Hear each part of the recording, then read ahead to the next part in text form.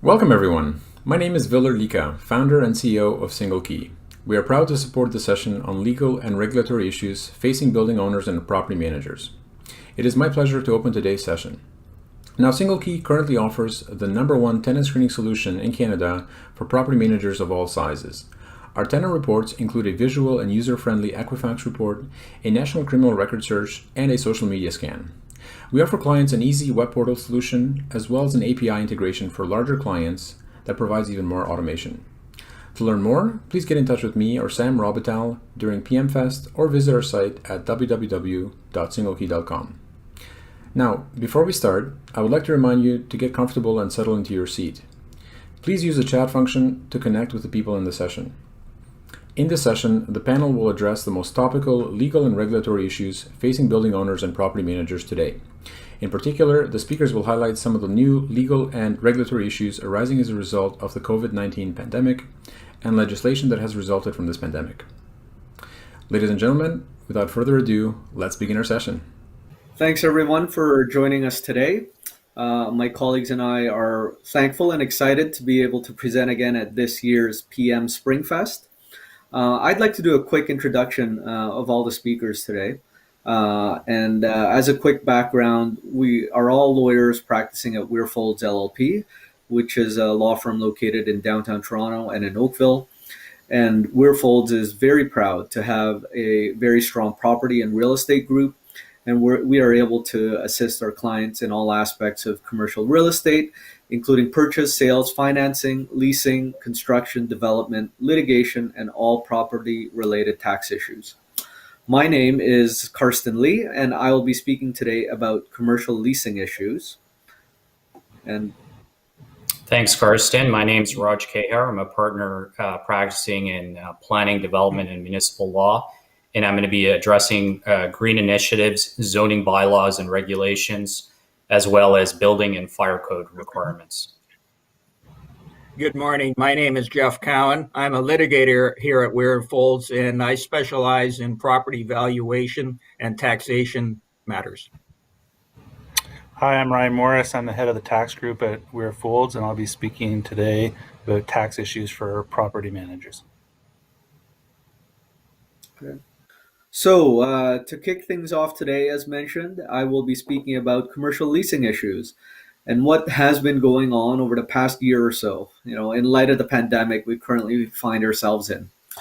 And as we can all imagine, the commercial leasing industry has had a lot to deal with since March of last year due to the onset of COVID and the closures that have come along with it. So for today, I'll be speaking about the state of the commercial leasing industry from a legal point of view, and I've broken it down to 4 different topics. So number 1, the government mandated closures way back 13 months ago, and how landlords and tenants have reacted since. Number 2, the rent relief programs, the original program being CECRA and now the CERS program, Canada Emergency Rent Subsidy. Number 3, the continuing ban on commercial evictions in Ontario. And number 4, how to deal with your current lease and your next lease in the near future as we work our way through the pandemic. So the first topic I wanted to speak about was what happened when the government mandated closure of all non-essential businesses occurred last March and April, and how landlords and tenants have reacted since. And obviously, as many of you know, over the past year, many retail businesses were forced to close for certain periods of time. And in addition to that, for certain periods as well, the government also mandated the shutdown of the vast majority of construction sites in Ontario, which resulted in all activity related to construction of premises by landlords and the fixturing of premises by tenants to be paused. So 13 months ago, when tenants realized that they would not be able to pay rent because they couldn't have any revenues, they looked to their lease naturally to see if they can stop paying their rent to the landlord. Naturally, the first clause that any tenant looked to was their force majeure clause. And unfortunately for tenants, the vast majority of commercial leases were drafted on the landlord standard form of lease, which meant that that form benefited the landlord. And in essence, the tenant was not able to stop paying rent despite the fact that they were forced to close their premises due to the pandemic. The second thing that a lot of tenants did was to look to their insurance, and specifically their business interruption insurance policy, to see if they'd have some sort of insurance payout because of their inability to open for business. And unfortunately, a lot of insurance companies denied coverage, business interruption coverage, because there was no physical damage. So unless a tenant had a special rider in their insurance policy for pandemics, they were out of luck getting any payouts from their insurance companies. Now, just a quick side note, there was an insurance case that was decided about April of last year, which may open the door to possibly providing relief to tenants. That case, it's MDS Inc. Case. It's beyond the scope of this talk. But in essence, it remains to be seen if a court will expand the definition of physical damage to include COVID or pandemic. So we're still waiting to see whether or not that door will open. And as we all know, a lot of landlords and tenants entered into a lot of rent deferral agreements and in certain cases, rent abatement agreements over the past year. And with regard to the issue of the shutdown of construction, a lot of compromise occurred between landlords and tenants to determine whether or not a tenant's fixturing period will be extended. So how have courts reacted to lawsuits related to COVID-19 over the past year? It is fairly clear how courts have treated force majeure clauses in the past. Like basically, essentially, most courts have held that force majeure clauses will be interpreted based on the specific language in the lease, which meant, 99 point whatever percent of the time, tenants cannot withhold rent despite the fact that they're closed for business. So the question on everyone's minds since is whether or not courts will start to find ways to essentially give the tenants a break from paying rent. Around last summer, there were a couple of cases from Quebec which gave tenants some hope that courts will start to find in favor of tenants during the current pandemic. And in one case in particular, which is the Hengyan International Investment Commerce case, the Quebec court found that a tenant was not required to pay rent for that period in which it was not able to operate its gym due to the Quebec government's order to close. Now, however, despite those two cases where tenants were successful in Quebec, unfortunately, as many of you probably know, those Quebec decisions probably won't be much value as a precedent in Ontario, just because those cases are Quebec specific and dealt with civil law as opposed to common law, which is more prevalent which is what governs in Ontario and in the other provinces. In fact, over the past few months and to the dismay of tenants in Ontario, most common law judges have interpreted the force majeure clauses in leases similar to how they were interpreted previous to COVID. So essentially, courts have continued to interpret force majeure clauses quite literally, and tenants have not found any relief from paying rent by going to court. There is one high-profile case that the leasing bar is looking forward to. Most of you have probably heard of it. It's the HBC, the Bay, taking on Oxford. In that case, HBC is arguing that it should not be liable to pay for rent since the landlord did not provide a first-class shopping center by virtue of being closed. And we'll see how that case is ultimately decided. It'll have very interesting ramifications for the industry. So the second topic I wanted to quickly speak about is the rent relief programs from the government. The first program initially introduced early last year, or in the spring of last year, was SECRA. And it's now done, so I'll just run briefly through it. It was initially confusing to many. It was the landlords that needed to apply. It was a huge administrative burden to landlords, as most of you might know. And the government was agreed to pay 50% of the rent. landlords would kick in 25%, and the tenant would kick in the remaining 25%. Now, as the program went on, many landlords ultimately decided to apply, but I understand that many smaller landlords still ultimately did not. That program was set up to help small business tenants with their rent payments from April to September, covering 6 months of last year. And they needed to show a pretty steep decline in revenues, being 70% of their revenues as compared to pre-COVID times. So that program is now done. The new program that's currently in place is the CERS program, the Canada Emergency Rent Subsidy Program. And I'm not going to go into the nitty-gritty of it today. Most of you are probably familiar with it. But the main difference here is that CERS was not limited to small business tenants, and it's also available to some eligible commercial property owners. And the amount that the tenant can recover from the government will vary depending on the organization's revenue decline. And then there's extra 25% top up for any organizations that temporarily shut down because of a mandatory public health order.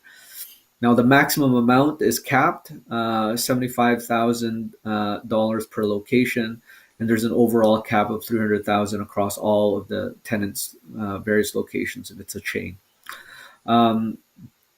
Now, the big difference as well was that CECRA was a subsidy that was provided directly to the landlords, and the landlords had to apply for it, while CERS was a tenant-driven program where the tenants applied and the funds are being paid to the tenant.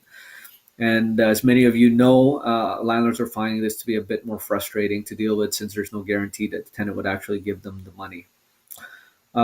So that's the rent relief programs. The discussion I just had on CERS is a good segue into my third topic, which I wanted to speak about, which is the ban on commercial evictions here in Ontario.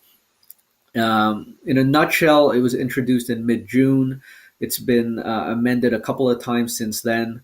But essentially, it was first introduced to try to persuade landlords to apply for the CECRA program, and it bans, basically, it prohibits landlords from exercising any right of reentry, whether or not rent arrears or not rent arrears.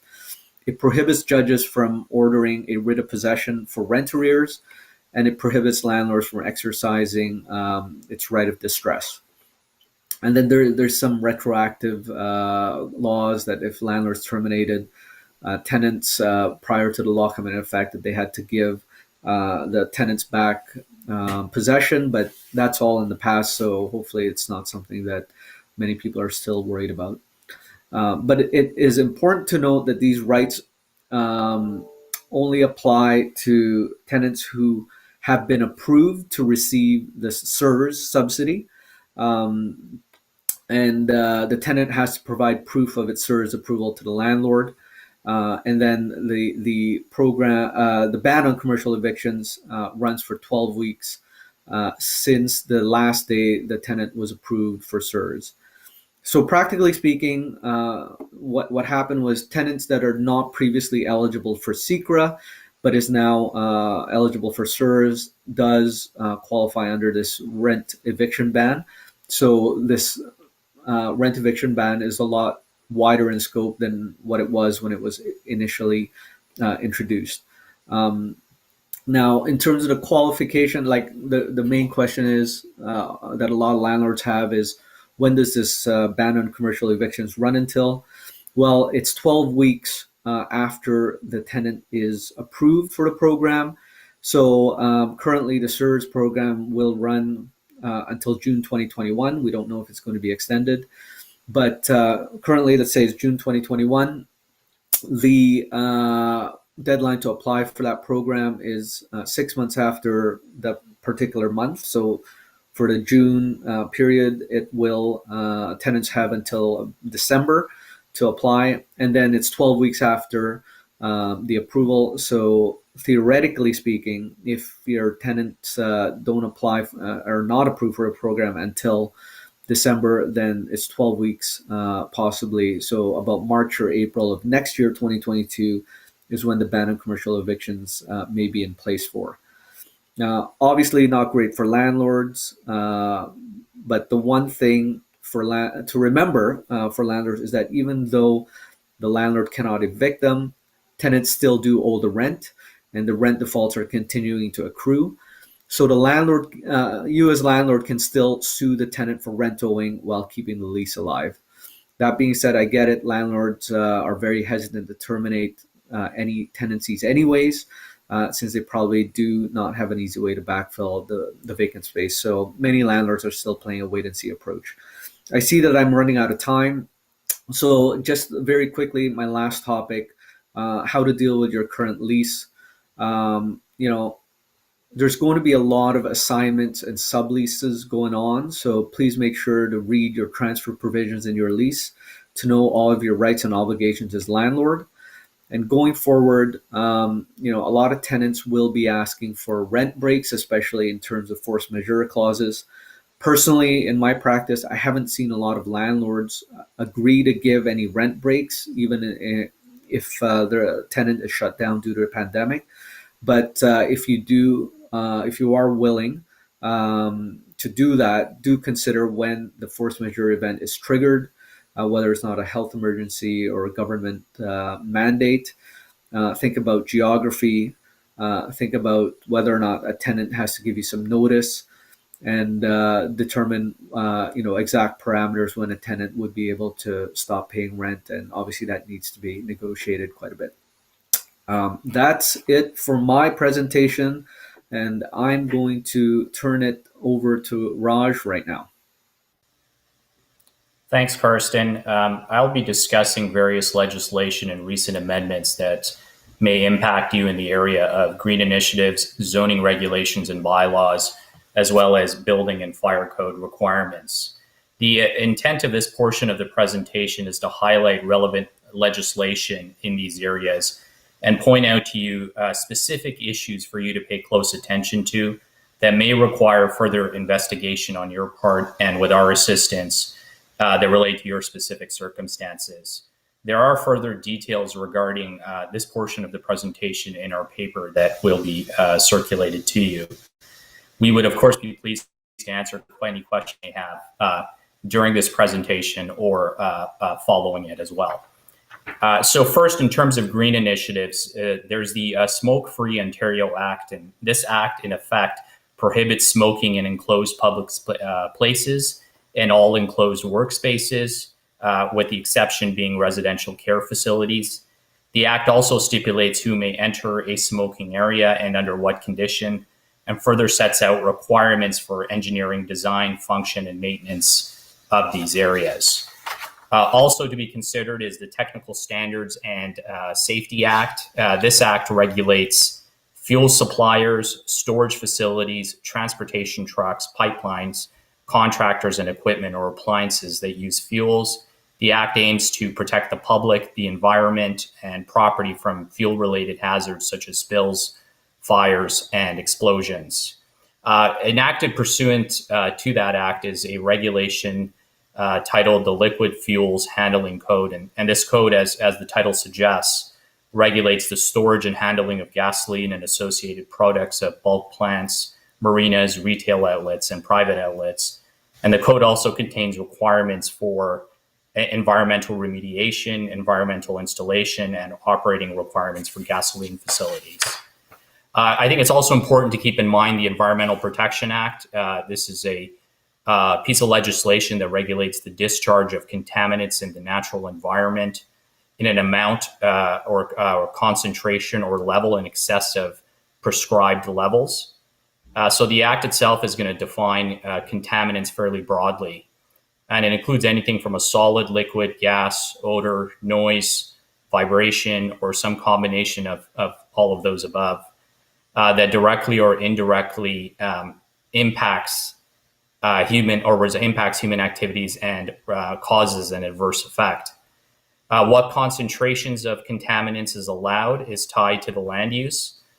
And so, for example, if you've got a residential, institutional, and or commercial industrial use, or you're in proximity to an environmentally sensitive area, you're going to have a particular threshold for the concentration of contamination that's appropriate on your site. If there is air emissions, then it's going to be turned on where the closest receptor is. The Act also regulates the use, operation, construction, alteration, extension, or replacement of any plant, structure, or equipment. Think of smokestacks, think of units on top of a building. And it regulates discharges from those facilities or equipment. And discharges are permitted, but you have to get what's called an environmental compliance approval, an ECA permit from the ministry. In terms of the second area, zoning regulations and bylaws, I think the starting point is the Municipal Act. And the Act is a comprehensive act that guides what authorities a municipality has. They've got 11 spheres of jurisdiction. Those include things like highways, fences and signs, economic development services, and business licensing. The Act also permits municipalities to pass, among other things, bylaws addressing the economic, social, and environmental well-being of the municipality and the health and safety and well-being of persons. The Act also provides municipalities a number of specific powers, including the power to tax, to regulate, or to license businesses, and to regulate or prohibit public nuisances. Now, there have been some recent changes to the Municipal Act. There's new powers to pass bylaws respecting the environment and climate change, and we're starting to see municipalities do that. There's also powers to impose administrative monetary penalties. It used to be the case that was only on parking violations. They've expanded that now to include other municipal bylaws. So some things to watch out for in relation to the Municipal Act. Municipalities have the power to prohibit weeds and regulate the use of pesticides. They can declare things to be a public nuisance and apply to the courts to close down premises that are being used for what they view as a public nuisance. They can pass bylaws restricting the hours of operation for a retail business. They can provide property tax rebates to owners of commercial or industrial properties that have vacant portions. They can regulate certain businesses through business licensing. They can regulate advertising signs, and they can regulate the demolition and conversion of residential rental properties. And of course, there's other powers as well, but that's just a high-level summary. There's then the City of Toronto Act, which is a specific piece of legislation that applies to the City of Toronto only in lieu of the Municipal Act. The Act enables Toronto to exercise governmental powers with respect to broadly defined municipal purposes, subject to only fairly limited restrictions. Many of the powers overlap with the powers that other municipalities have under the Municipal Act. The Act specifically sets out general powers with respect to very much some of the same things you heard under the Municipal Act: economic development, licensing, structures including fences and signs, and certain aspects of land use planning. The Development Charges Act, and that's had some recent amendments to it, it gives municipalities the authority to enact a development charge or DC bylaw, which can impose a charge against land to be developed where the development will increase the need for municipal services. So in effect, what we're talking about here is services that are needed to fund or facilitate growth. Development charges do not pay for operating costs or for costs associated with the rehabilitation of infrastructure. Municipalities can level or levy DCs that apply to either the entire municipality or to an area of the municipality. They can also exempt certain types of development or impose a lesser charge than the maximum that is payable.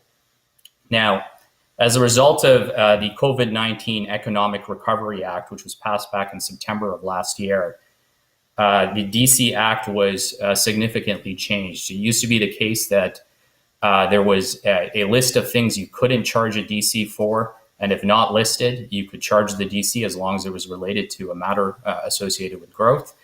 We're now in a world where there's an explicit list of items that a municipality can charge a DC for, and if not falling on that list, the DC cannot be charged.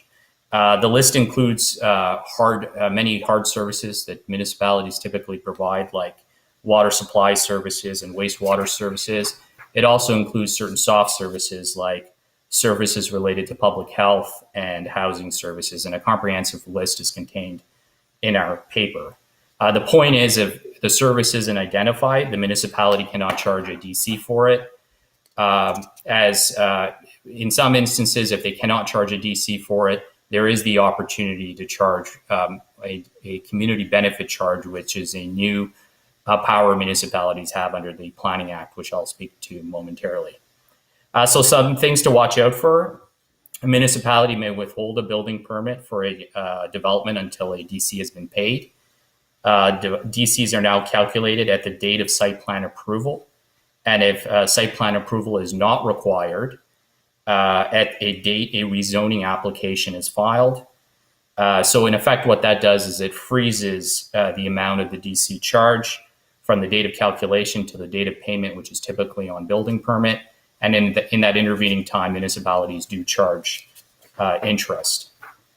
So then there's also the Planning Act. And what that does is it basically sets the ground rules down for land use planning in Ontario and describes how land uses may be controlled. The Act gives municipal governments the power to regulate land use through zoning bylaws, official plans, site plan control, minor variance applications. It also regulates the subdivision of land and requires the provision of parkland or cash in lieu payments in connection with development.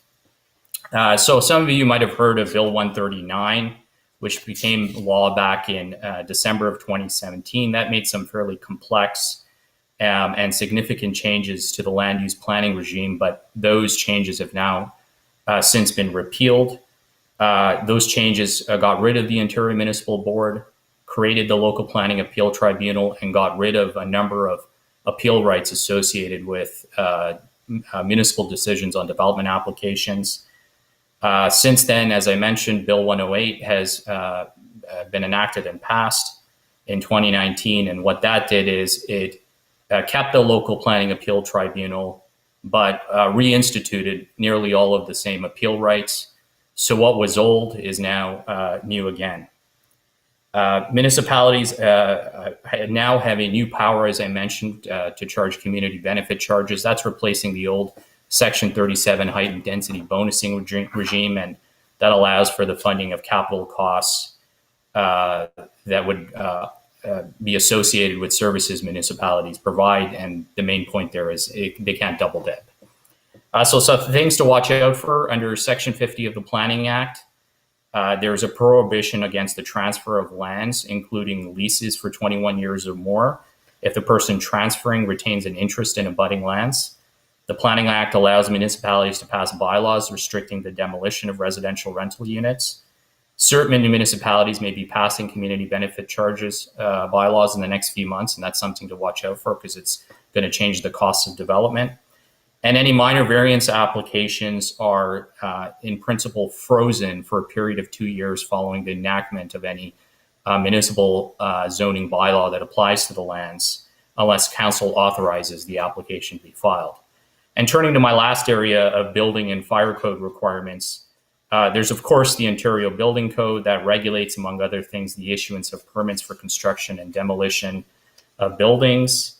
The Building Code is a regulation under the Building Code Act. It applies to new construction, it applies to renovation. It also applies to the change of use of buildings and also sets out technical requirements for building.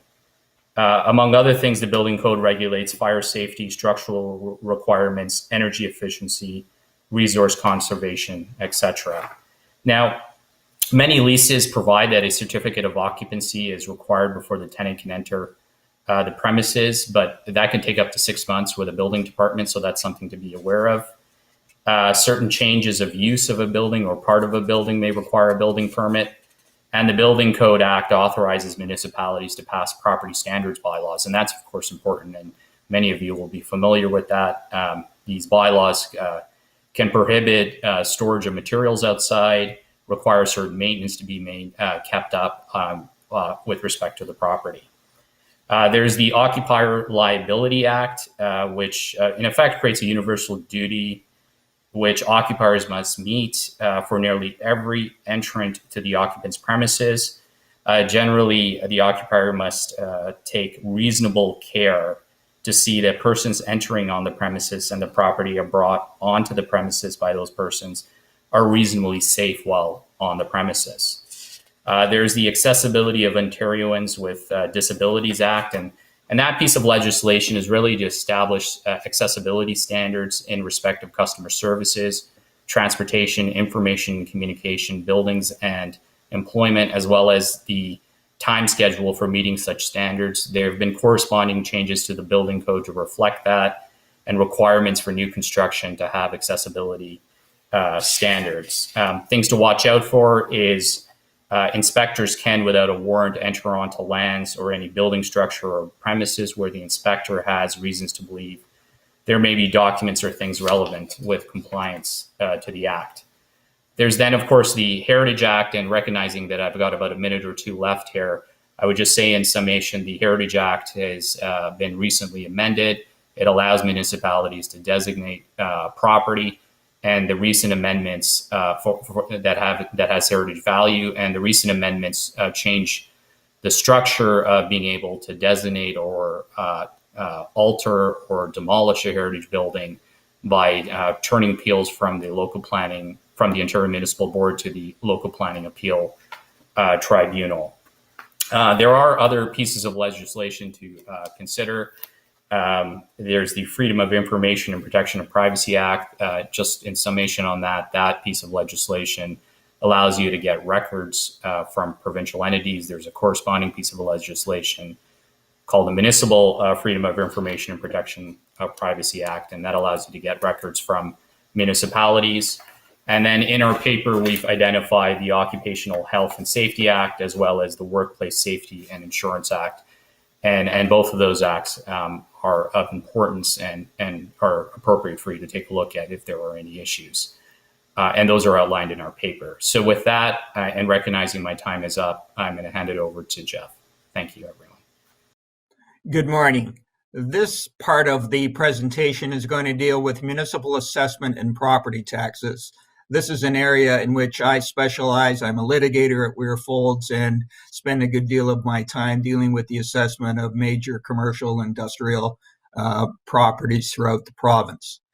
Municipal assessment and particular property taxes are often thought of as simply a fixed item on a budget and income and expense statement. However, one of the purposes of this presentation and just generally being aware of assessment and property taxation is that there are opportunities to manage that cost and hopefully in appropriate circumstances reduce the property tax burden, which is of obvious assistance both to owners and to tenants. The topic is generally a matter of two separate functions. First, there is the assessment of property. Second, there is the taxation of that assessment. The assessment is a valuation property and assessment corporation, which is provincial, otherwise known as MPAC, and the city or municipality imposes the appropriate tax rate on that assessment. The assessment is, as I indicated, a value, but it's also a classification process. MPAC also classifies the property into different property classes, such as multi-residential, residential, commercial, or industrial. Those are the primary ones and the ones with which you will all be familiar with. The real issue, generally speaking, is not so much classification, although there can be some legal issues as to whether the property is commercial or is industrial. But generally speaking, that's not a difficult issue, and most of you will have tax classifications, or your properties will be classified in an appropriate class. Commercial and industrial property classes, as you probably are aware, are generally significantly higher than residential tax rates, and that's an historic problem that's baked into the system. The methodology of assessment is what MPAC does. There are three basic methods by which a property is valued. And those are the direct comparison approach, namely what would sales in the marketplace indicate is the appropriate market value of the particular property. An income approach, which is taking the net operating income after standardized vacancy and non-recoverable expense allowances are made, and to which is applied a capitalization rate which reflects the market. Finally, there is a cost approach, which is essentially a depreciated replacement cost of the property, of the improvements on the property, namely the buildings, and that value is then added to the land value. In other words, what would the land, if it was vacant, sell for at the appropriate valuation date. For the taxation years 2017 to 2022 now, and I'll get into that shortly, the valuation date is January the 1st, 2016.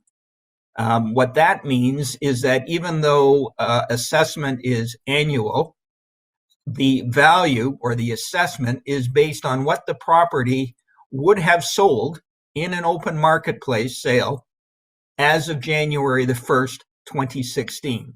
So for example, it's now 2021. The value on the assessment roll for 2021 is what the property would have sold for in January of 2016.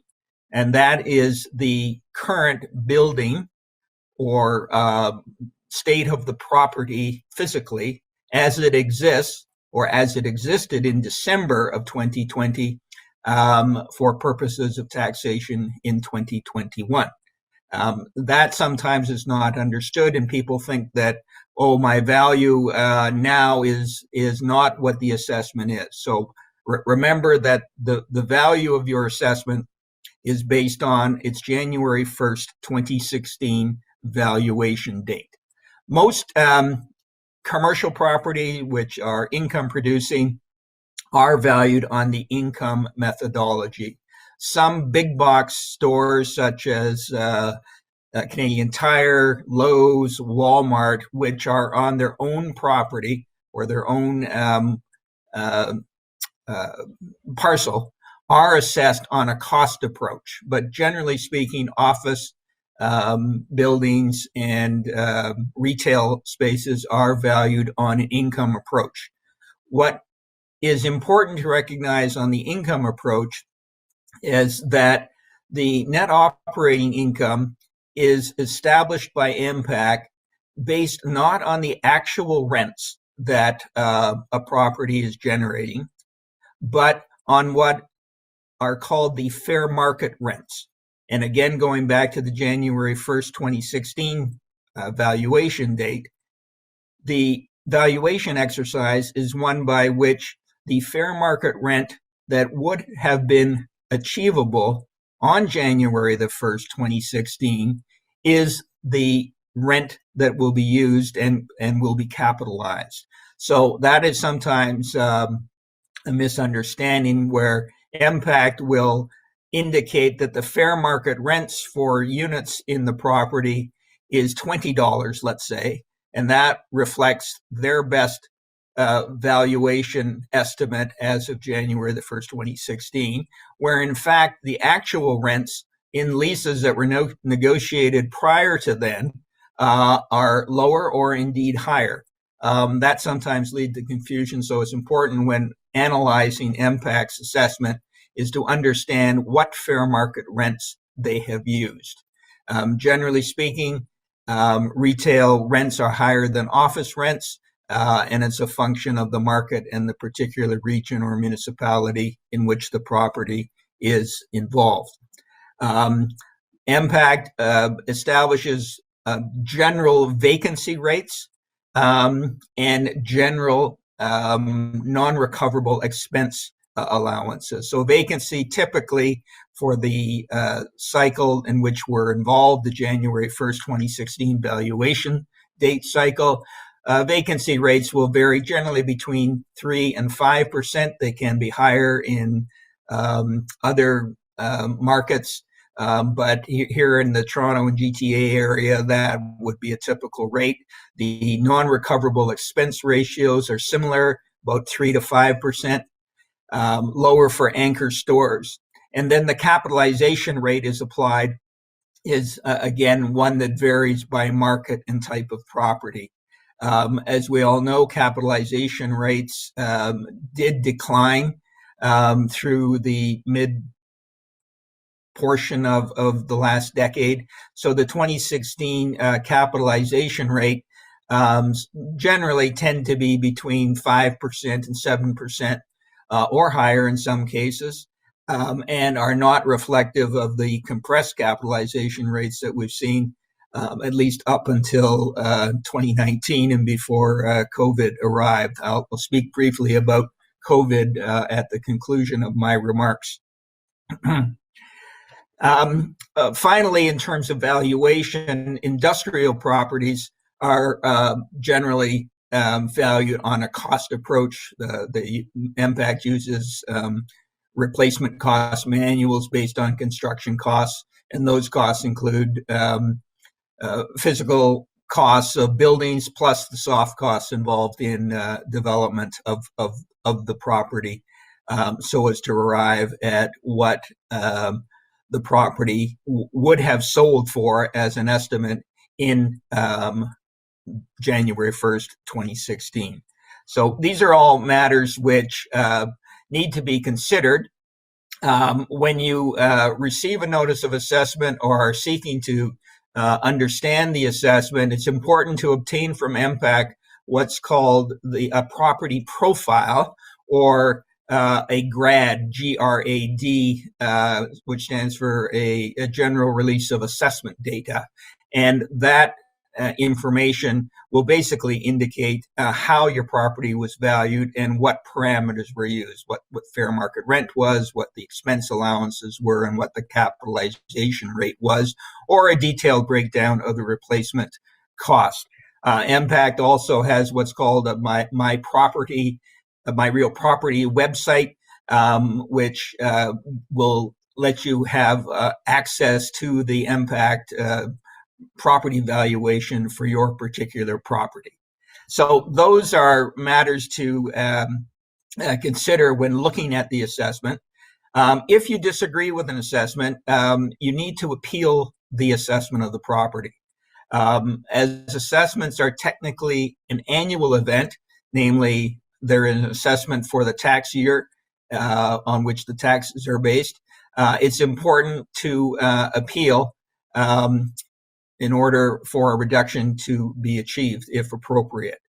As I indicated, the assessment function right now involves an assessment that applies for 2017 tax year through to and including 2022. Appeals must be launched as of or no later than March 31st of the year of the taxation year in question. So unfortunately, by the time that you're listening to this or viewing this, March 31st, 2021 will have gone by, and it's too late to appeal your taxes for the 2021 taxation year. However, if the property has been the subject of an assessment appeal commencing in 2017 or thereafter, and sometimes tenants will appeal the assessment as they're entitled to, or the property has been under appeal by a previous owner, then that appeal will be deemed to continue through to and including disposition of the assessment by the Assessment Review Board, which is the provincial tribunal to which all assessments go.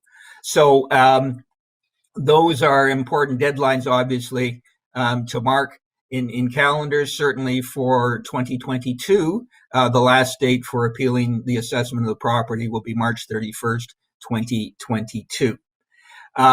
Appeals of assessment are not the only process by which taxes can be reduced. There are provisions in the Municipal Act for applications to be made for reductions of taxes, usually in the case of demolitions or damage to property. repairs and renovations. There's certain qualifying periods that must exist, or for particular types of properties, there are special rebates that are available.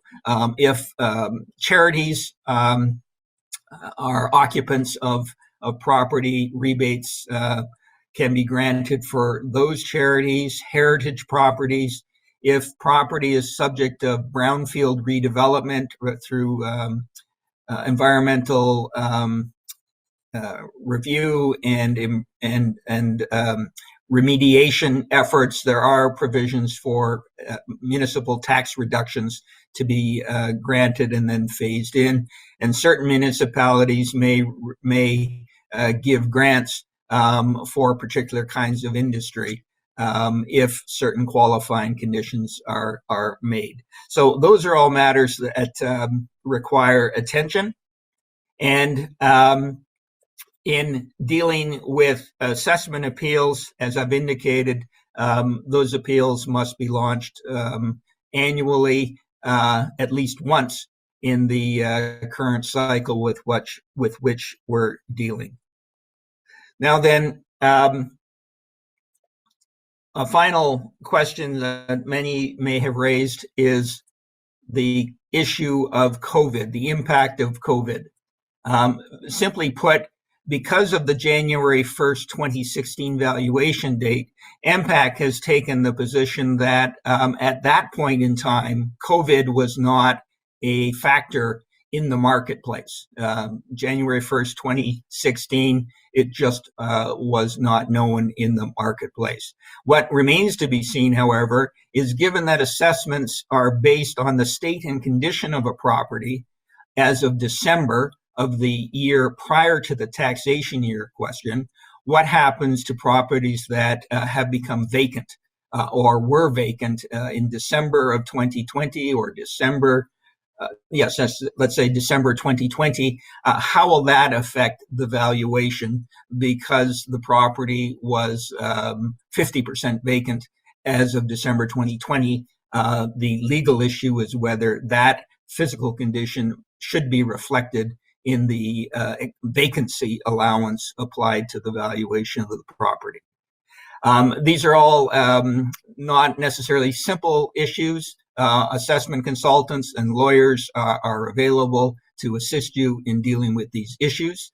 Now that my time is up, I will cede the floor to my partner, Ryan Morris, who will be dealing with other issues of taxation, particularly GST. Thank you. Thanks, Jeff.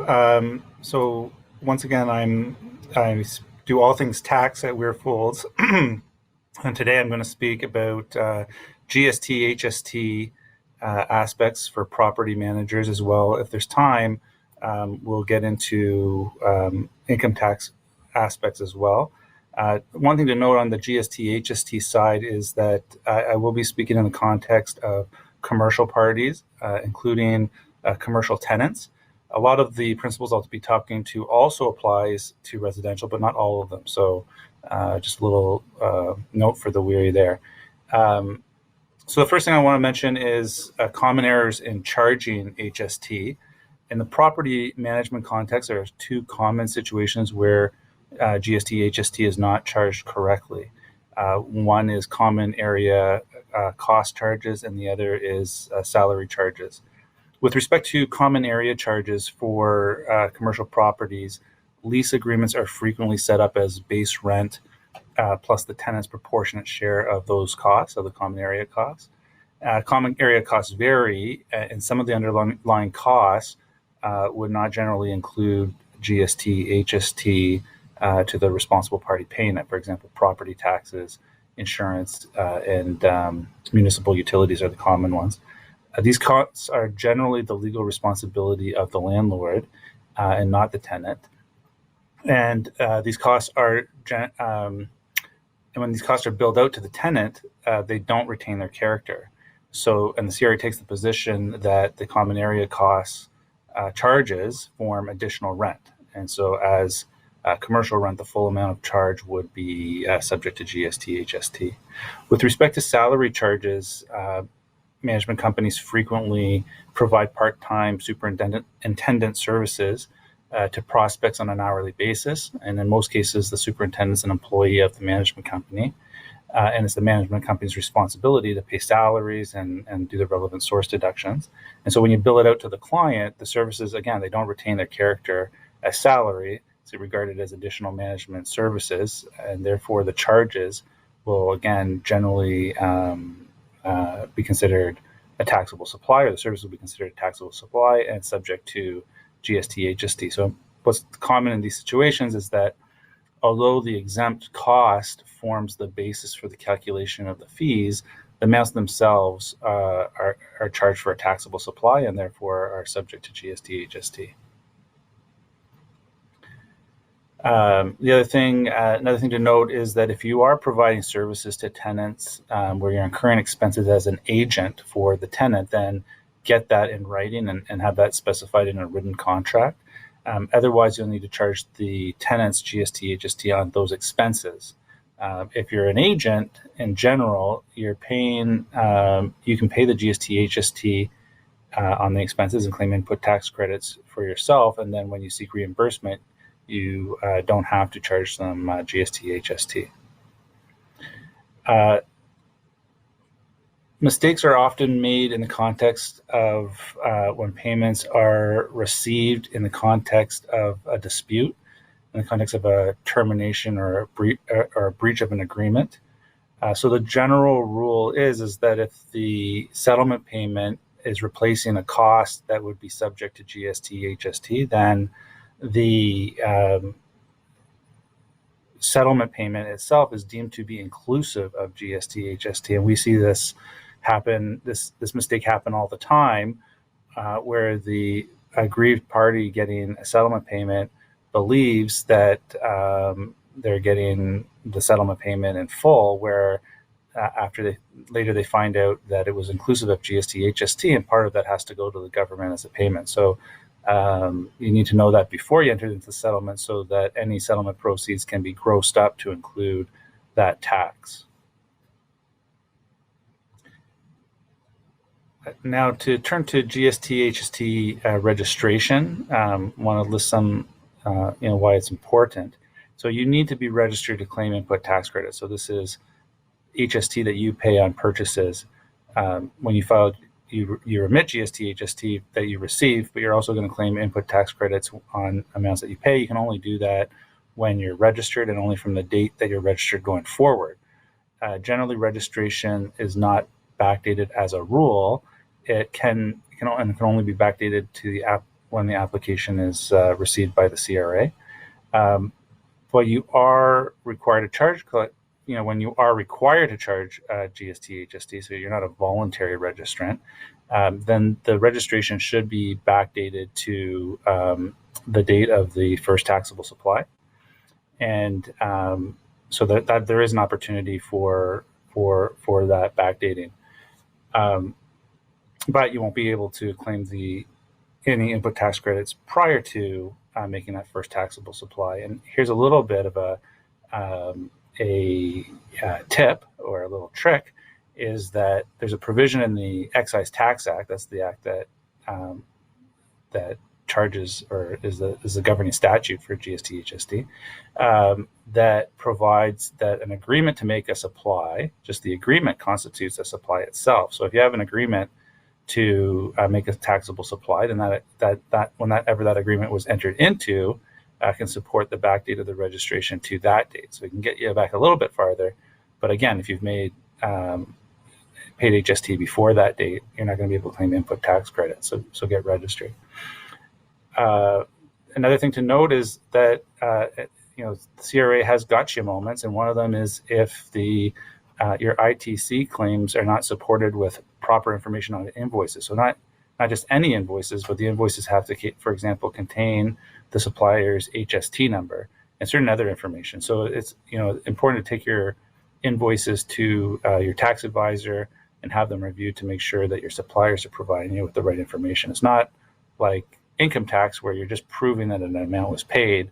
If you don't have the proper information on the invoice, the CRA will accept that you've paid it. They'll accept that even that you've paid the HST. but they'll still deny input tax credits. So in the context of transfers of real property, that's treated a little bit different. So in the normal context, the supplier is collecting and remitting HST. In many cases, where in many cases when you're supplying real property, the vendor is relieved from this collection aspect, and it's the purchaser's responsibility to self-assess HST and claim input tax credits. So if you're fully eligible for input tax credits, then you're reporting you're self-assessing HST, but you're also claiming an equal offsetting input tax credit. So vendors often like this aspect, but it's very important that both parties are registered for GST, HST. Otherwise, that process is not available. And there's a certain circumstances when it's limited circumstances when that process is not available. But as I said, in general, it is. It's the person who the person who must be registered is the beneficial owner of the real property, or the person acquiring beneficial ownership of the property. And from the vendor's perspective, they have to be absolutely certain that acquirer is registered for GST, HST. There is an online GST, HST registry on the CRA website to verify registration status. And there's no defense that the purchaser lied or the purchaser provided the wrong information. So make sure that that number is confirmed through the registry. And a little pitfall is that the registry is only accurate to the first 10 characters of the supplier's name. So if the name's longer than 10 characters, you have to call or write to the CRA for absolute confirmation. So what are some of the common mistakes where with respect to these real property transfers when you have to self-assess?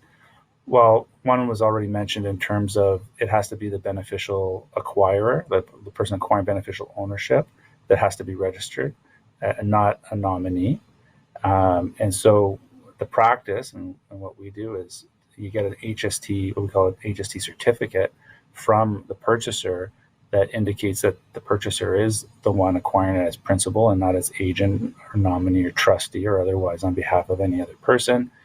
Indicates the purchaser's HST registration number and that it is in good standing. That provides that the purchaser shall self-assess and remit to the CRA all HST, which is payable in connection with the transfer, and then also provides a fulsome indemnity for any loss of the vendor as a result of the purchaser to carry out what it undertook to do under the certificate, and any failure of the vendor to collect and remit HST, because it really is a benefit of the purchaser to do it because it saves them from a cash flow perspective. Another thing to note is a partnership is not a person for income tax purposes, but it is a person for GST, HST purposes. So if the partnership is the one acquiring, it is the one that has to be registered, not the partners. For joint owners, so a joint venture, which not a partnership, all of them have to be registered, unless you qualify and make a joint venture election to have the operator of the joint venture be the only one responsible for GST, HST. However, under current legislation, the CRA's view is that the joint venture election doesn't cover the initial acquisition of real estate. So there's proposals in the works to fix that, but right now the specifics of the proposals are not known, just that they want to fix it.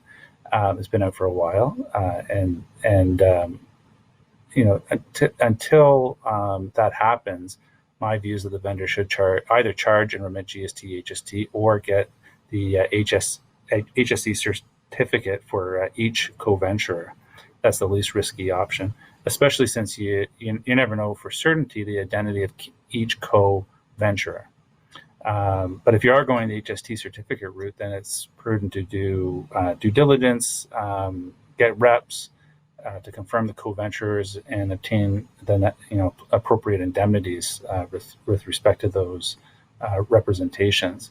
As a side note, with the joint venture election, a bare trust that merely holds title and doesn't have any participation in the joint venture doesn't qualify as a participant of a joint venture and can't be the operator for purposes of the Section 273 election, which is to be the person responsible for the joint venture for all GST HST matters.